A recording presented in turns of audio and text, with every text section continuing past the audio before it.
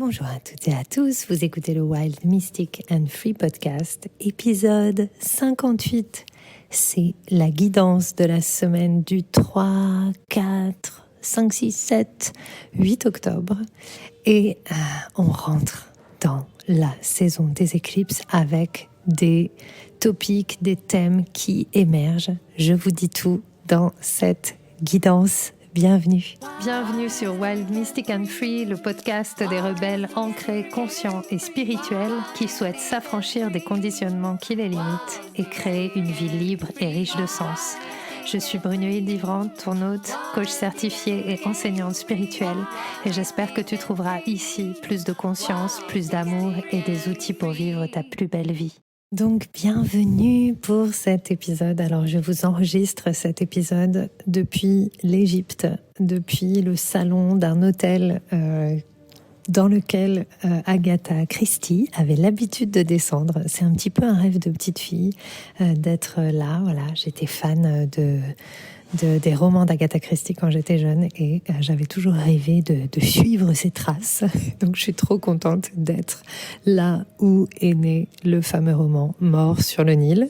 Je suis juste en face du Nil. Donc il est possible que dans cet épisode vous entendiez derrière moi des bruits, que vous entendiez des personnes parler, que vous entendiez la petite musique d'ambiance. Mais je me disais que c'était chouette de vous enregistrer ça ici. Surtout que, pour tout vous dire, je voulais enregistrer cet épisode lundi avant de partir, ainsi que l'épisode de la semaine prochaine. Malheureusement, je n'ai pas pu le faire car, je vis de plein fouet l'astrologie. Et je me suis même dit au début de la semaine, en fait, je suis pas sûre que j'ai envie de continuer à parler d'astrologie parce que j'ai l'impression de vivre pleinement tout ce que je vous raconte. Alors, je ne sais pas si c'est parce que je sais ce qui se passe dans les astres que je vis ce que je vis, ou si c'est parce que juste, je suis devenue complètement synchronisée avec les astres et je vis intensément les choses en même temps. Scorpion en maison 12, voilà. Toute ma vie mystérieuse, toute ma vie intérieure est très intense et c'est vrai que je suis quelqu'un qui vit intensément les choses. Voilà.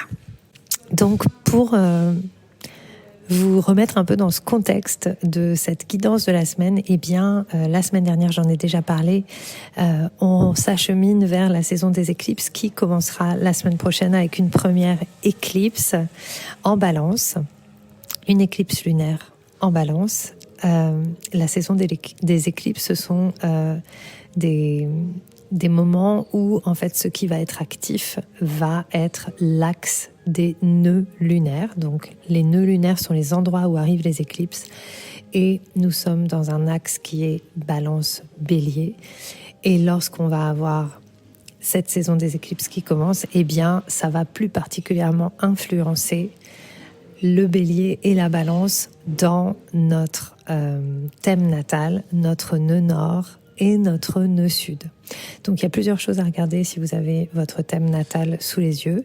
C'est regarder dans quel domaine se trouve la Balance, dans quelle maison. Cette maison va vous donner un petit peu le domaine de la vie dans lequel ça se passe pour vous, sachant que la Balance, c'est vraiment chercher à retrouver la justesse, c'est-à-dire l'invitation là de ce qui arrive pour nous, c'est de réassesser, de revisiter dans notre vie ce qui est équilibré et ce qui n'est pas équilibré.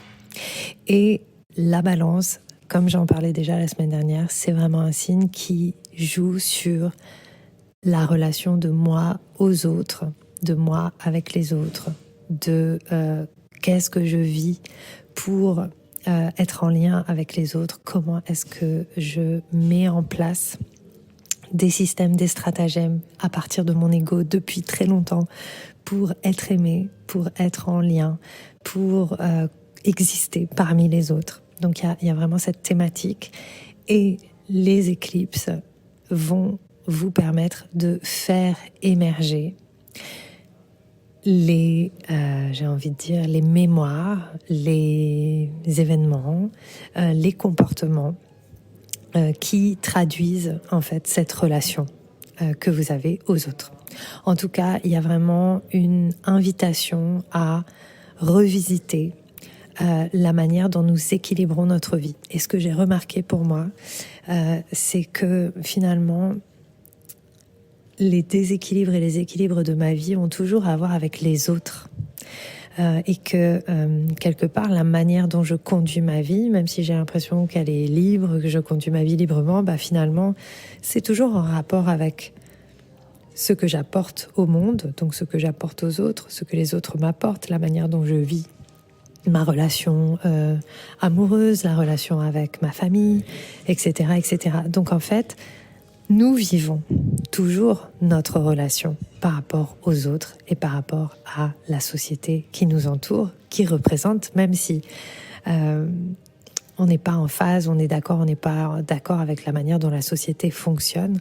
En fait, la société représente aussi cet autre qui va venir questionner notre équilibre et la manière dont nous équilibrons, dont nous décidons de mener les affaires de notre vie.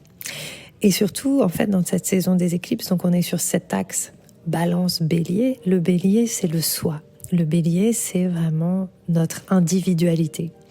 Et c'est aussi un élan instinctif. C'est aussi l'être depuis sa forme la plus pure, la plus fuego, j'ai envie de dire, la plus fiery, la plus incontrôlable. C'est-à-dire, c'est la part de nous qui n'a pas été domestiquée par l'environnement. Et pour beaucoup d'entre nous, et moi la première, nous sommes encore, même si nous en avons conscience et même si nous avançons sur un chemin de développement, etc., nous sommes hyper domestiqués par notre environnement, encore et toujours. Et il y a des choses qui nous ont construites et qui sont difficiles à défaire, tellement nous avons été persuadés que c'est nous, en fait. Et donc, quelque part, cette période des éclipses, là, dans ce mois à venir, il y a vraiment cette invitation à revisiter qui je suis par rapport aux autres, en toute honnêteté et sans forcément se jeter la pierre ou sans forcément se juger, parce que c'est là aussi où on va pouvoir défaire les choses. Et je vais vous raconter un petit peu ce qui s'est passé pour moi et pourquoi en fait je ne vous délivre ce podcast qu'aujourd'hui et pas du tout de la manière dont j'avais prévu. En fait, ce qui va se passer, c'est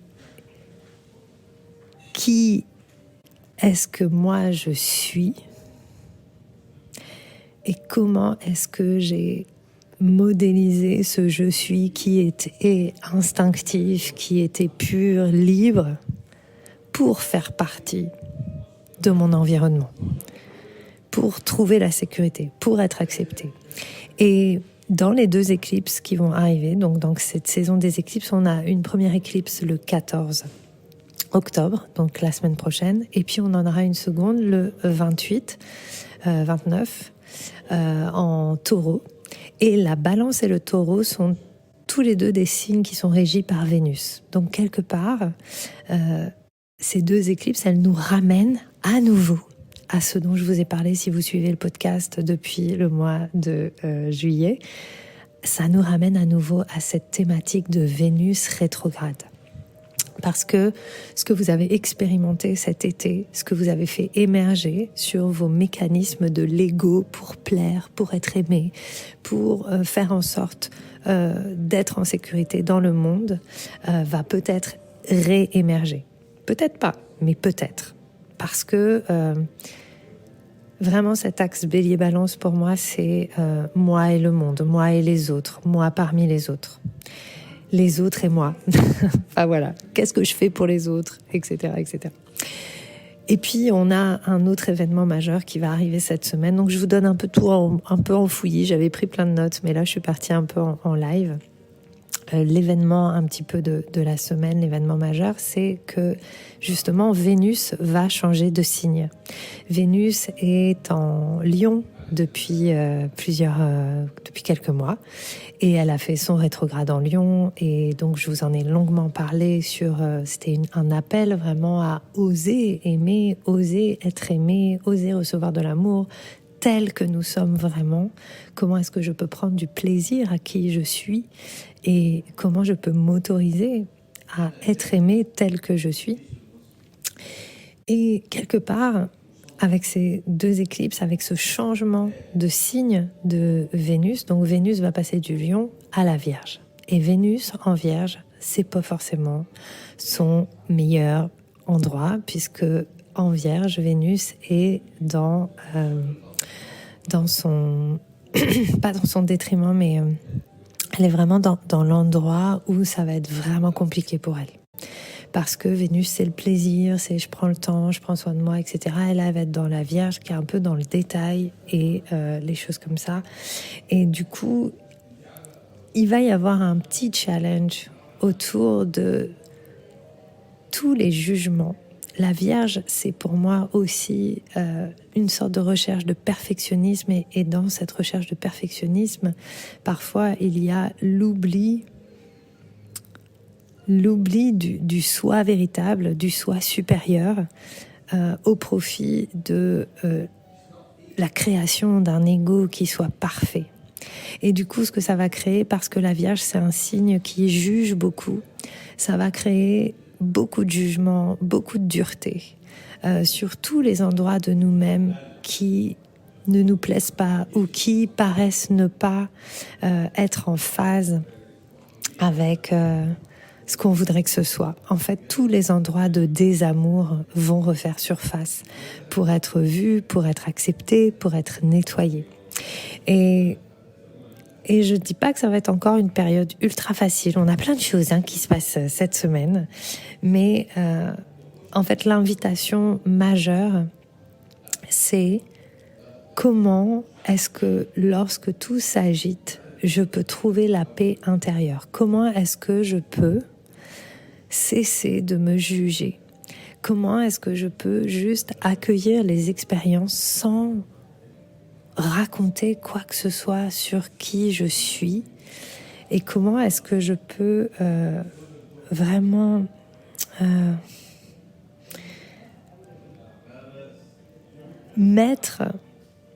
équilibrer le plaisir et le détail, les petites choses dans ma vie?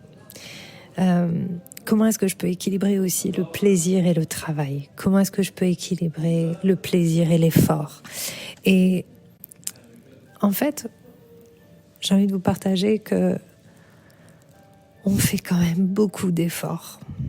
Sans s'en rendre compte, on a perdu en fait la conscience du nombre de choses auxquelles nous avons acquiescé et des efforts que nous faisons en permanence pour nous contenir, pour ne pas être tels que nous sommes vraiment, parce que nous avons internalisé que ce n'est pas comme ça que nous pouvons créer une société juste et équilibrée, justement.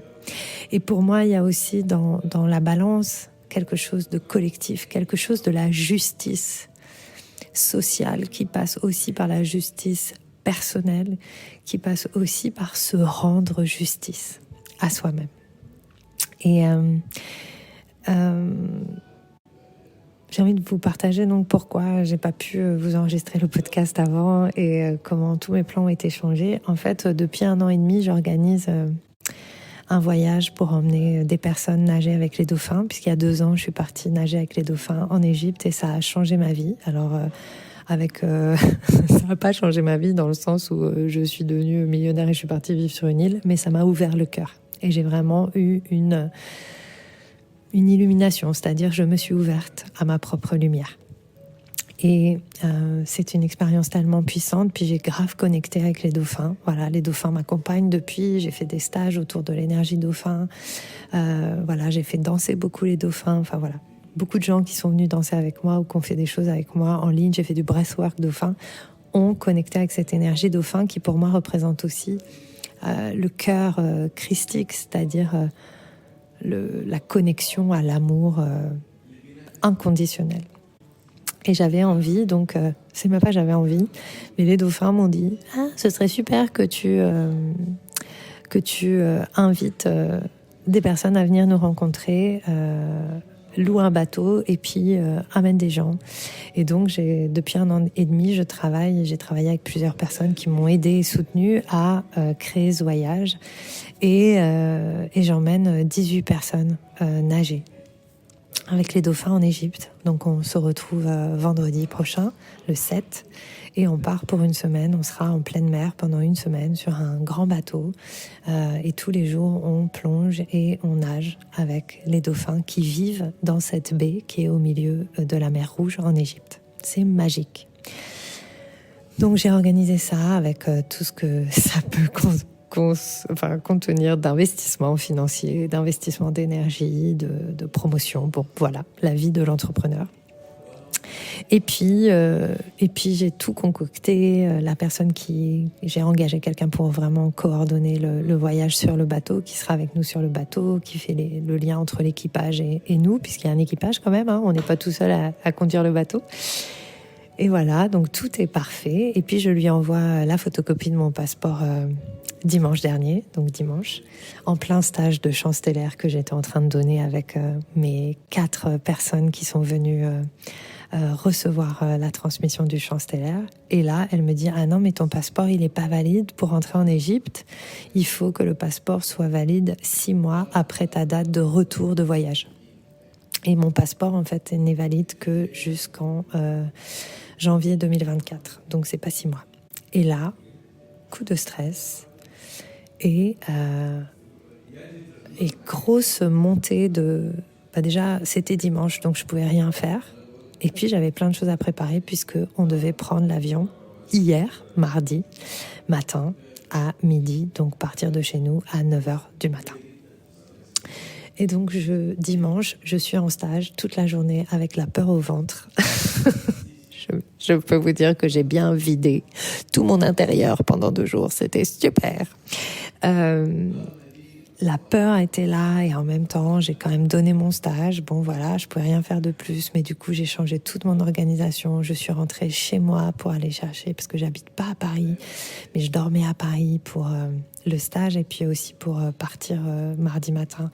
Donc, je suis rentrée chez moi, chercher tous mes papiers d'entreprise pour essayer de créer un passeport en urgence, un passeport qui se crée en 1 journée, si c'est accepté, mais c'est souvent pas accepté parce que il faut que ce soit un décès ou il faut que ce soit quelque chose par rapport à un motif professionnel. Donc je me suis dit, ça va être accepté puisque mon motif professionnel, c'est que c'est mon entreprise. Et puis, il y a quand même 18 personnes qui ont investi dans ce voyage. Si j'y vais pas, c'est pas... Enfin voilà, ma boîte, elle va couler. Tout simplement. Donc évidemment, ils vont me donner un passeport en urgence. Donc je rentre chez moi, je fais tous les papiers, j'ai fait ma valise en 30 minutes. C'était énorme. J'ai pris le train dans l'autre sens, je suis revenue à Paris dimanche soir à 1h30 du matin. J'ai dormi 3 heures et puis je me suis levée hyper tôt pour rassembler tous les papiers, faire les photocopies. J'ai trouvé même à Paris quelque chose qui fait des photocopies toute la nuit. Donc si vous avez besoin d'une adresse qui fait des photocopies toute la nuit, c'est ouvert 24/24, on peut faire des photocopies et des impressions quand on n'a pas d'imprimante, c'est top. Ça s'appelle Mill Club. Et donc voilà, donc j'ai fait tout ça.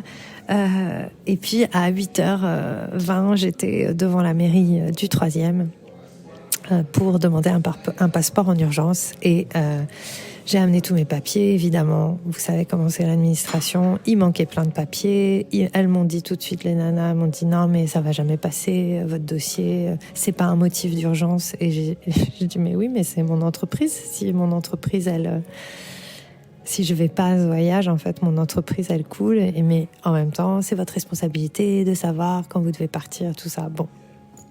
Bref, évidemment, je vous la fais courte. Mon passeport a été refusé. J'ai quand même essayé de retourner à la mairie avec d'autres papiers en essayant d'insister. On va dire que le petit dièse, c'est que la préfecture de police a décidé d'accélérer la fabrication de mon passeport. Donc par rapport à d'autres personnes qui attendent 2 mois pour avoir un nouveau passeport, moi je l'aurai dans 2 semaines. Yeah, merci. Mais c'est ce que je leur ai dit, mais dans 2 semaines, ce sera fini. Le voyage il sera fini, j'aurai plus besoin du passeport. Bon bref. Évidemment, émotionnellement, c'est passé par les pleurs, c'est passé par la colère et surtout, depuis dimanche, le sentiment de honte. Et c'est ça que je voulais vous partager, en fait. Une sorte de sentiment de honte qui est monté et j'entendais dans ma tête toutes les voix de mon passé qui me disaient qu'on pouvait pas me faire confiance. Tout ce que j'ai entendu quand j'étais petite, ah, mais t'es comme ton père, et voilà, on peut pas compter sur toi. Non, mais vous êtes toujours nana. Non, mais toi, t'es comme ci, puis toi, t'es comme ça. Et puis tout ce qu'on a pu me dire sur le fait que c'est vrai que je suis quelqu'un qui me prend un peu au dernier moment. Puis en fait, je suis concentrée sur des choses qui n'ont pas trop de valeur dans notre société. En fait, moi, je suis concentrée sur l'humain. Je suis pas très carrée sur certains trucs. J'essaye de l'être. Je suis carrée sur d'autres, mais pas sur tout. C'est toujours compliqué. Et du coup, ça m'a fait remonter aussi une espèce de too much par rapport à l'entrepreneuriat. Je me suis dit, mais en fait, ça se trouve, je fais ça, mais c'est clairement pas mon truc. En fait, je suis trop à la rue. Bref, toute la journée, des jugements sur moi-même, de la dureté sur moi-même, beaucoup de complexes, enfin, beaucoup de beating myself up, quoi. J'avais créé mon propre fouet pour m'auto-flageller, quoi. Donc auto-flagellation toute la journée, pleurs et tout ça. Je me voyais déjà en train de dire aux gens, en fait, je vais pas pouvoir venir. Alors je me suis dit, je vais pas leur envoyer un mail tout de suite, on va voir, je vais tenter. De toute façon, même si je peux pas partir demain, je trouverai un moyen. Voilà, j'étais quand même déterminée. Et en même temps, j'avais envie de tout envoyer bouler et j'étais déjà en train de regarder comment prendre un billet pour aller au Portugal si jamais je pouvais pas partir, pour au moins prendre une semaine de vacances et aller déprimer seule au bord de la mer. Bon bref, pour faire court, j'ai quand même essayé d'appeler l'ambassade d'Égypte que je n'ai pas eu. J'ai eu l'ambassade culturelle, une dame hyper sympa qui me dit allez voir au consulat, peut-être on pourra vous renseigner mieux. Et puis finalement je suis pas allée au consulat, je me suis dit non, je vais à l'ambassade d'Égypte. J'ai suivi mon intuition et je suis allée à l'ambassade d'Égypte. Évidemment ils m'ont pas pu me recevoir, mais il y avait un monsieur qui passait juste au moment où j'étais là, qui travaillait dans les bureaux. Et j'étais à l'entrée et il me dit on peut pas vous aider de toute façon. Mais moi, si j'étais vous, j'irais quand même à l'aéroport. Et si c'est aligné, si l'univers veut que vous partiez, si Dieu veut, ça va aller. Et en fait, je sais pas pourquoi, mais le fait qu'il me dise ça, puis il me l'a répété 2 fois, 3 fois. Il était beau en plus, monsieur très beau. Et je me suis dit, en fait, peut-être je suis juste venue pour entendre ça. Et j'ai gardé ça et je me suis dit, de toute façon, même si mon passeport est refusé, même si j'ai pas les trucs, j'y vais quand même et on verra bien. Et puis dans la journée, j'ai demandé du soutien. Donc ça aussi, c'est quelque chose qui a changé. J'ai demandé à la personne qui m'accompagne de vraiment me soutenir. Elle m'a envoyé plein de trucs qu'elle fait quand elle se retrouve dans ce genre de situation. Voilà, il y a eu plein de choses qui se sont passées dans la journée. Bon, on est arrivé le lundi soir, donc mon passeport d'urgence a été refusé par la préfecture de police. Mon mari est rentré de voyage et je commence à lui dire en fait, tu vas me remplacer, c'est toi qui vas faire le stage, c'est toi qui va prendre en charge en fait les trucs. Donc je commençais à faire le plan dans ma tête de, le premier jour il faut qu'il fasse ça, donc comment est-ce que je peux adapter ce que moi je vais proposer pour que lui il puisse le faire à sa manière. Bon bref, du coup je dors pas de la nuit. Et je me réveille entre pleurs et résignation mardi matin en me disant on part quand même à l'aéroport, je l'accompagne, j'avais ma valise, j'avais tout et on part et on verra. Et juste avant de partir, je me pose pour méditer. J'avais quelques minutes, voilà, bref. Je me pose pour méditer et je me dis en fait, je vais demander au dauphin de faire en sorte que les personnes lisent autre chose quand ils regardent mon passeport, donc qu'ils lisent une autre date ou qu'ils ne lisent pas la date du tout. Et j'ai imaginé, j'ai médité vraiment. En plus, mon chéri, pour me pour me rassurer, pour être il est vraiment extraordinaire. Et donc, on a retrouvé un petit cadeau qu'on avait pour un stage qu'on n'a jamais donné. Et il me dit, oh, regarde, tiens, bah voilà, certainement ce petit cadeau, c'est pour toi. Et il me donne une petite pochette que j'ouvre et dedans, il y avait une améthyste. Et l'améthyste, c'est vraiment ma pierre de naissance. C'est une pierre qui est aussi très reliée à mon prénom. Et en fait, tout de suite, quand il me donne cette pierre, je me dis, je vais imaginer comme une cape de protection, parce que l'améthyste, c'est vraiment une pierre de protection autour de moi et de mon passeport. Et puis voilà. Bref, je fais assez court, mais on part à l'aéroport et tout a été très ouvert. Déjà, on est arrivé un peu à la bourre et il y a une dame qui dit, vous allez où? Le Caire. Ok, venez par là. On a traversé, on a passé tous les trucs. On est arrivé pile poil au moment où la personne au checking était en train de glousser un petit peu parce qu'ils étaient en séduction avec son collègue. Et du coup, elle n'a pas regardé mon passeport, elle m'a donné mon billet, je suis rentrée. J'ai passé tous les contrôles avec un événement à chaque fois qui a détourné l'attention des personnes qui contrôlaient. Et je suis remontée dans l'avion. Et une fois dans l'avion, déjà j'ai dormi la bouche grande ouverte parce que j'étais crevée. Je me suis dit, une fois que je suis en Égypte, je trouverai bien un moyen. Et même s'ils ne me laissent pas passer, je trouverai un moyen, etc. etc. J'étais déterminée. Et quand on est arrivé en Égypte, le dernier truc, c'est quand on a le visa et puis qu'on se fait tamponner par la police, en fait, pour pouvoir rentrer sur le territoire. Et j'ai raconté ça dans un post Facebook. Si vous êtes sur Facebook, vous pouvez aller le lire. J'ai bien décrit le truc. Et en tout cas, j'avais mis des boucles d'oreilles que j'ai achetées un jour sur un coup de tête, alors que j'avais pas forcément les sous pour acheter ça. Mais je me suis dit, allez, je les achète, elles sont trop belles. C'est des serpents en perles, hyper beaux.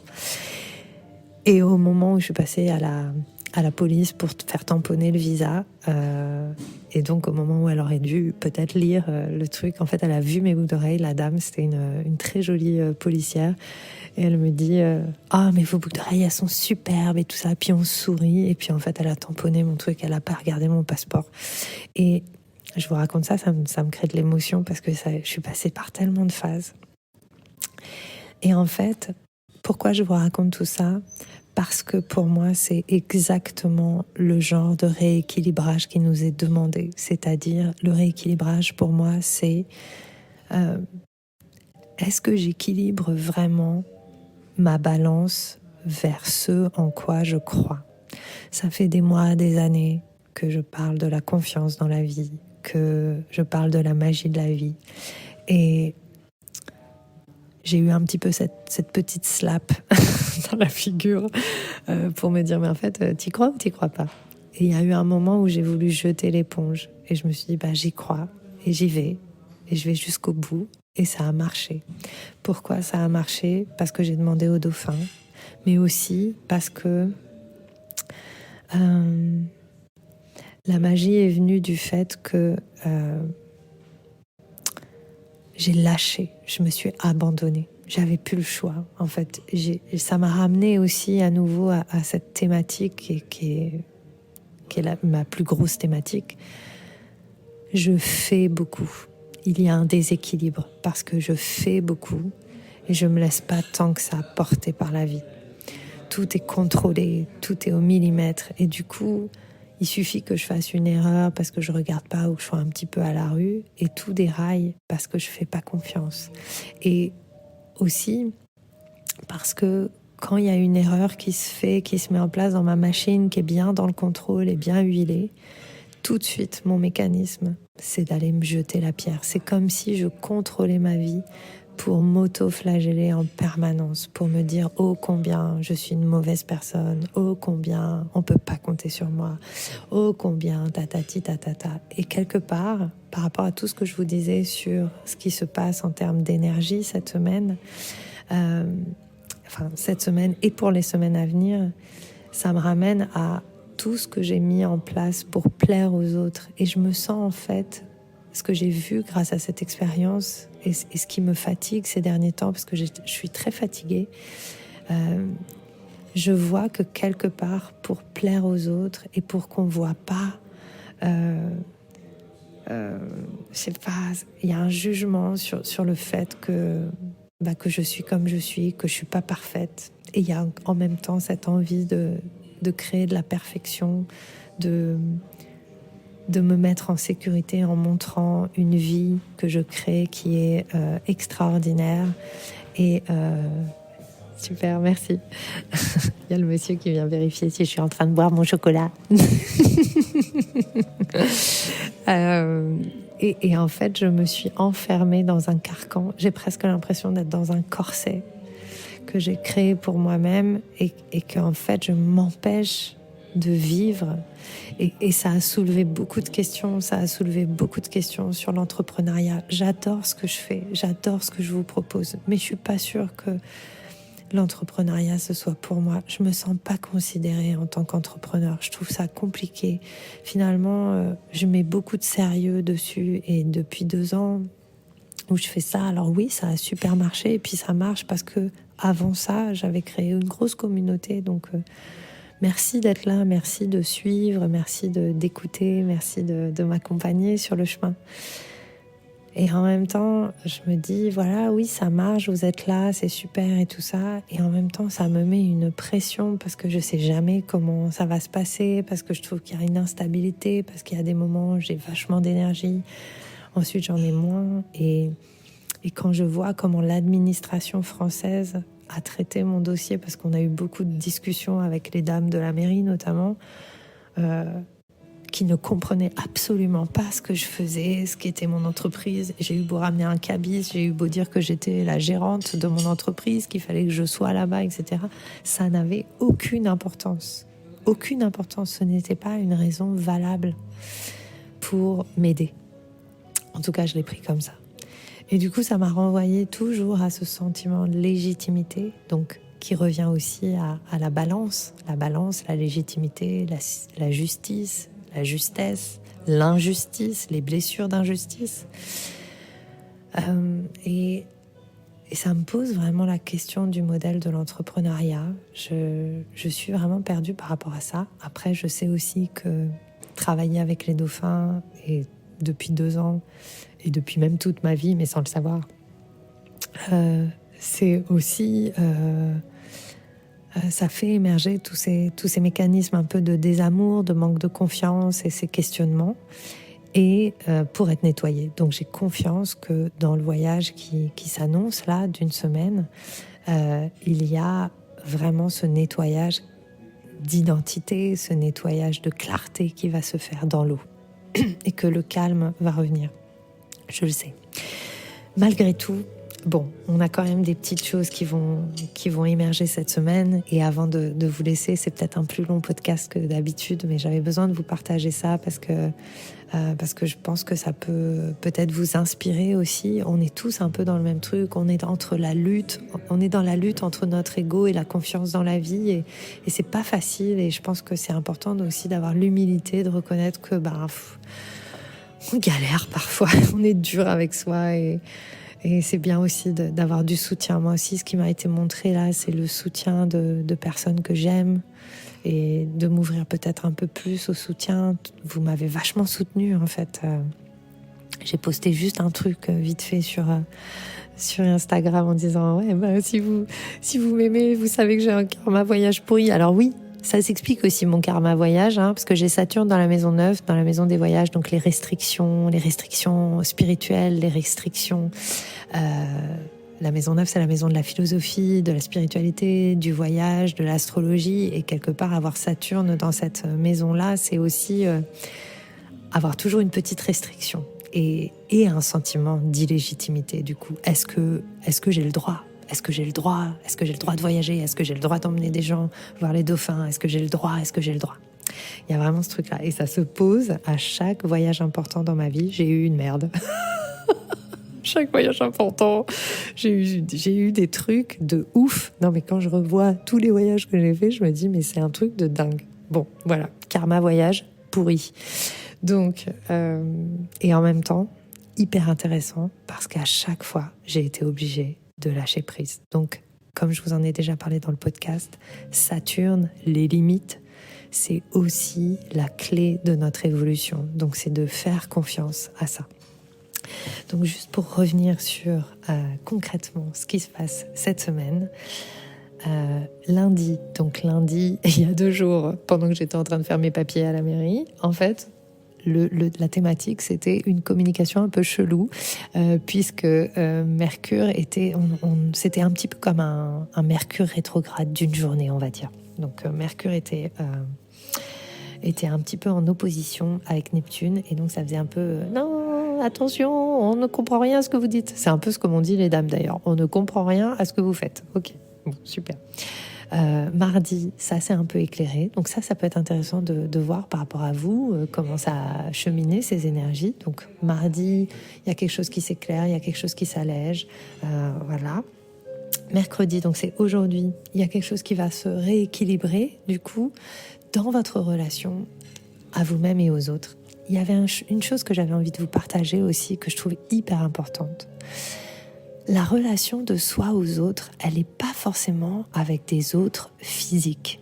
Quand je vous écrivais mon petit topo là sur ce podcast, j'ai pris conscience que les autres, ce sont aussi toutes ces voix qu'on a internalisées, qui sont les voix de notre mère, notre père, nos maîtresses d'école, nos enseignants, nos profs, nos petits amis, toutes ces personnes qui un jour ont eu des paroles qui sont restées gravées et auxquelles on a donné notre accord, comme dirait Don Miguel.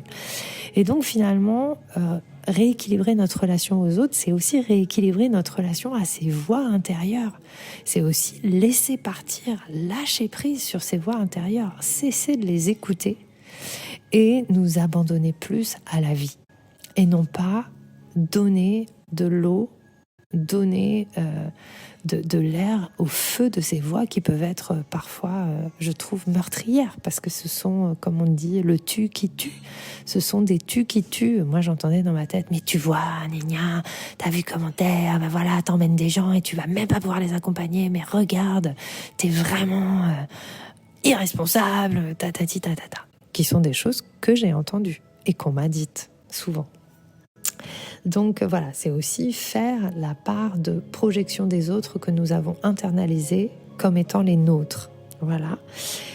Et cette semaine, pour terminer, dimanche, on aura Mars qui sera en opposition avec Pluton. Et donc, il est possible que d'ici la fin de la semaine, il y ait quelque chose autour des dynamiques de pouvoir qui remontent. Ok ? Et puis la Vierge qui va changer, Vénus qui va changer de signe et qui va entrer dans le signe de la Vierge. Et du coup, on dit en anglais, et en fait, moi j'ai étudié l'astrologie en anglais, donc parfois j'ai pas les termes en français, mais comme je vous disais tout à l'heure, Vénus en Vierge, elle est dans son fall, elle est là où elle tombe, et quelque part là où elle est déchue, voilà. Elle est dans sa déception, elle est déchue. Et l'effet que ça m'a fait, en fait, toute cette expérience que je vous ai racontée et ces dynamiques de pouvoir qui sont reliées entre Mars et Pluton, et puis cette Vénus qui rentre en Vierge, il y a cette thématique de l'enfant déchu. Et ce qu'il y a derrière pour moi, l'enfant déchu, c'est tous les endroits en nous où nous avons été malmenés par nos parents, nos véritables parents, mais aussi nos parents extérieurs ou les figures parentales. Donc ça peut être aussi à l'école, ça peut être aussi voilà, des personnes de notre famille, etc. Et qui finalement nous ont fait croire... Alors, je ne veux pas nous victimiser, mais en fait, nous avons interné à l'intérieur de nous, internalisé que, il y a quelque chose qui va pas chez nous, quoi.